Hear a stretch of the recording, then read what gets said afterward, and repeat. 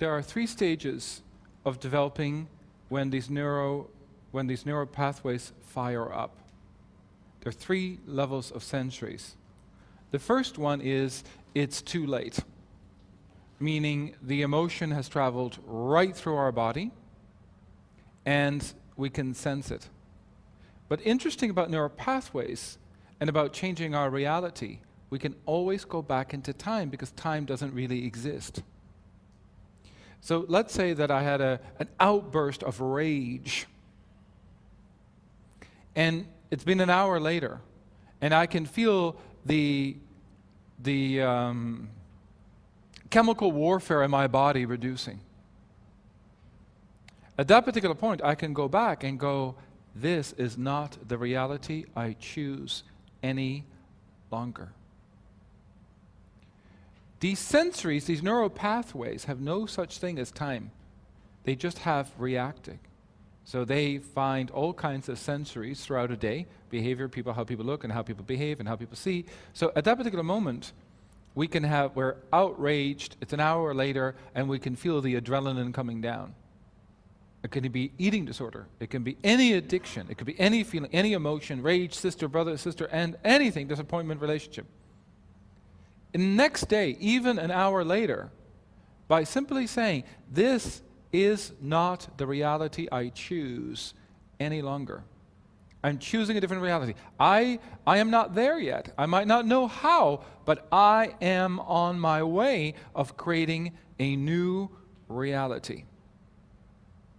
The brain can actually sense it afterwards. The second level of conscious awareness when these neuropathways is midstream. We can't really stop it, but we're in the middle of, can you believe?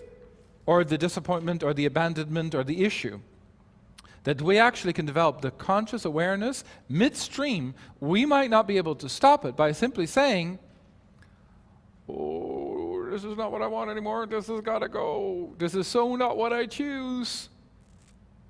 In that reality, that's when we can actually break off a lot of these neuropathways that currently have bonded.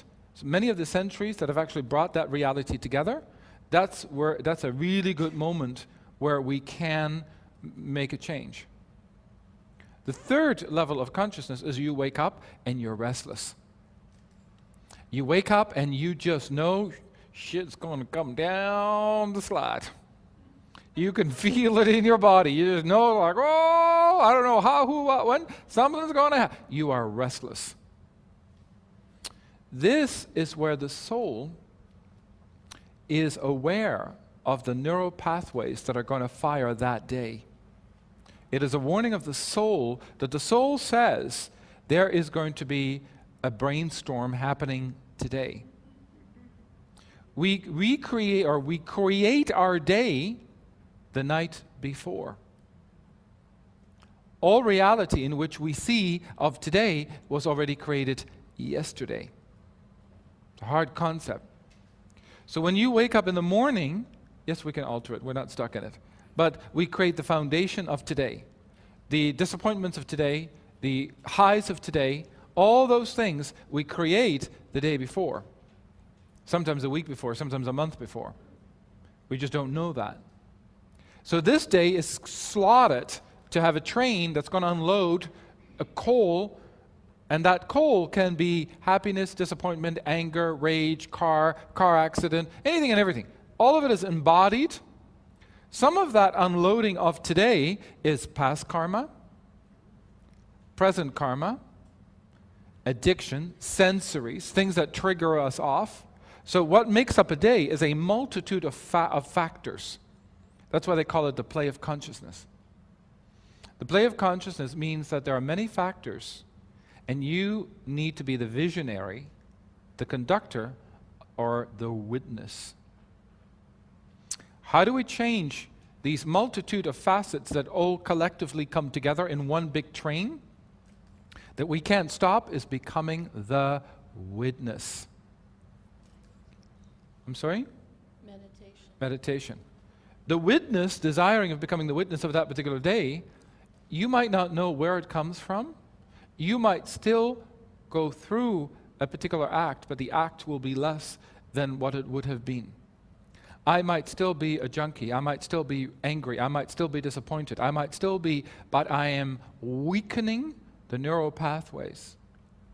So I might wake up in the morning and feel very restless because that day a multitude of facets are going to happen. And I need to really be that witness and watch what happens.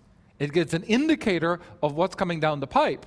And meditation early on, or quite early on, is going to help me re-regulate that train wreck that can happen.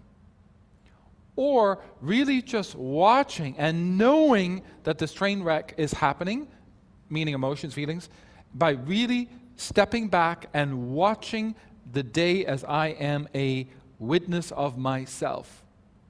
That is how we get out of these neural pathways. It's the quickest, fastest way to break karma.